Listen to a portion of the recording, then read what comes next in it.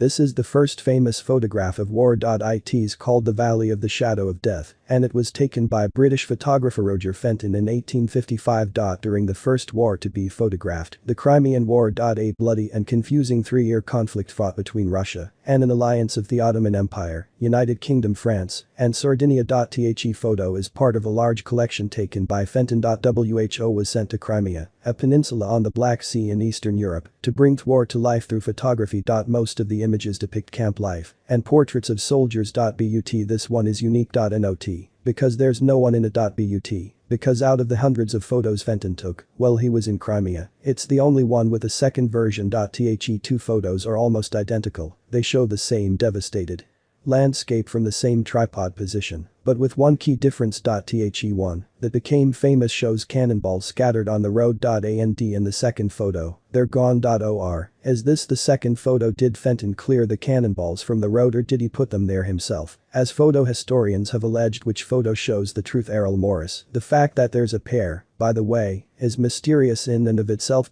This is Errol Morris, Oscar-winning documentary director and collector of unique taxidermy. Morris. It's my eyeball collection. WHO went down a rabbit hole of research, a trip across the world, and painstaking photo analysis, just to answer the question which one was taken first. Morris. That became the mystery of this pair of photographs. Morris. It tortured me. Morris's journey to find the answer, which he chronicled in a 3-part essay in The New York Times, started with an accusation. Morris. I first read about them in an essay by Susan Sontag. Sontag, an American writer and filmmaker, argued that the famous photo was manipulated by Fenton. That he photographed the scene as he found it, then oversaw the scattering of cannonballs in the road to stage the second image. For simplicity, Morris refers to these photos as on and off. Morris. And so the argument is that on is posed. Morris. And he put them on the road in order to create a more dramatic image. Morris. But there should be some kind of evidence independent of conjectures about Fenton's psychology. Morris. How from the photographs themselves and from contemporaneous accounts can I decide which is which? Fenton, in a letter to his wife, says that he took 2 good pictures in the Valley of the Shadow of Death that day. But there's no mention of which came first or what happened in the span of time between 2 exposures. 5.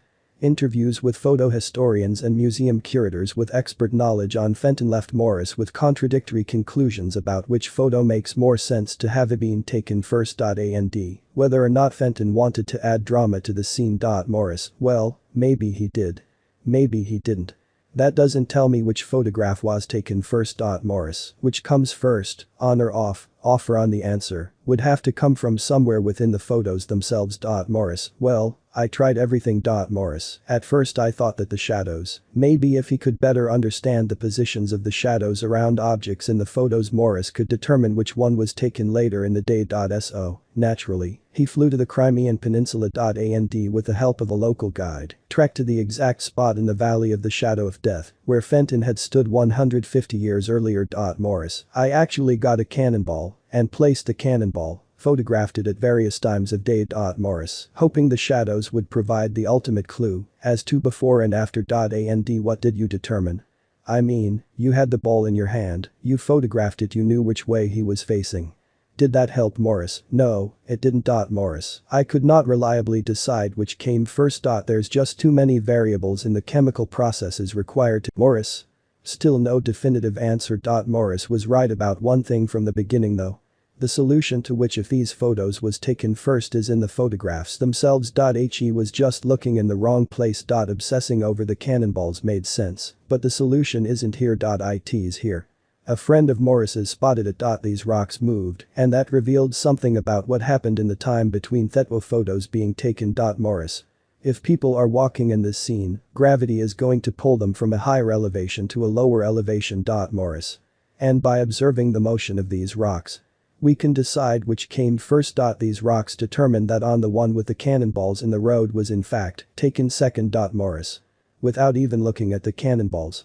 How irritating. The photo we now know to be taken second was displayed in London in 1855, along with Fenton's other photographs of the war. Press reviews of the exhibit celebrated the new medium of photography and praised its accuracy in documenting evidence.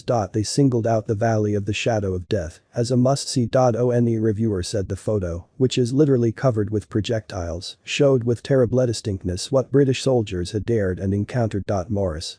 The relationship between a photograph and reality is complicated. Morris. Complicated at best. After months of investigation, interviews, and dead ends, Morris definitively figured out the order of these photos. Off comes before on. But ultimately, we can't really know why these cannonballs were put on this road. Or even know for sure if Fenton is the one who moved them. There are accounts of British soldiers picking up cannonballs to fire back at the Russians, so maybe that's what was happening here. All we know from the two photos, though, is that somebody moved them for some reason. Morris. Every photograph is essentially a mystery. Morris. And it's a mystery that asks us to figure it out. Someone walked through this scene. They knocked these rocks downhill as they carried cannonballs to the road.